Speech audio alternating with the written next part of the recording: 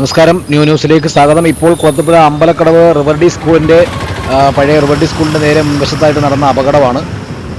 തിരുവനന്തപുരത്ത് നിന്നും തെങ്കാശിയിലേക്ക് പോയ കാറ് മൈലമൂട്ടിൽ നിന്നും കുളത്തൂപ്പുഴയിലേക്ക് എത്തിയ സ്കൂട്ടിയിൽ ഇടിക്കുകയായിരുന്നു. സ്കൂട്ടി യാത്രക്കാരായ ഡാലി സ്വദേശികളായ സുധീഷ്, ഭാര്യ പൊടിമോൾ, 3 വയസ്സുള്ള മകൻ അഭിമന്യു എന്നിവർക്കാണ് പരിക്കേറ്റത്.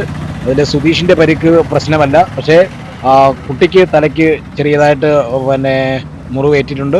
അതുപോലെ തന്നെ പൊടിമോളുടെ ഇടത്തെ കാല് നല്ല വേദനയുണ്ട്, അത് പൊട്ടലുണ്ടോ എന്ന് സംശയമുണ്ട്. പ്രാഥമിക ചികിത്സ കുളത്തൂപ്പുഴ ഗവൺമെൻറ് ആശുപത്രിയിൽ നൽകിയ ശേഷം പുനലൂർ താലൂക്ക് ആശുപത്രിയിലേക്ക് അവരെ റെഫർ ചെയ്തിരിക്കുകയാണ്. കുളത്തൂപ്പുഴ പോലീസ് സ്ഥലത്തെത്തി മേൽനടപടികൾ സ്വീകരിച്ച് കേസ് രജിസ്റ്റർ ചെയ്തിട്ടുണ്ട്. ഇന്നിപ്പോൾ രാവിലെ നടന്ന അപകടമാണ് നിങ്ങളുമായിട്ട് പങ്കുവയ്ക്കുന്നത്. കുളത്തൂപ്പുഴ അമ്പലക്കടവ് പഴയ റിവർഡി സ്കൂളിൻ്റെ നേരെ മുൻവശത്തായിട്ടാണ് ഇത്തരത്തിലൊരു അപകടം നടന്നത്. കാറ് അമിത വേഗത്തിൽ വന്ന് സ്കൂട്ടിയുടെ പുറകിൽ ഇടിക്കുകയായിരുന്നു എന്നാണ് സംഭവം നടന്ന സ്ഥലത്ത് നിന്നുള്ള ദൃക്സാക്ഷികൾ പറയുന്നത്.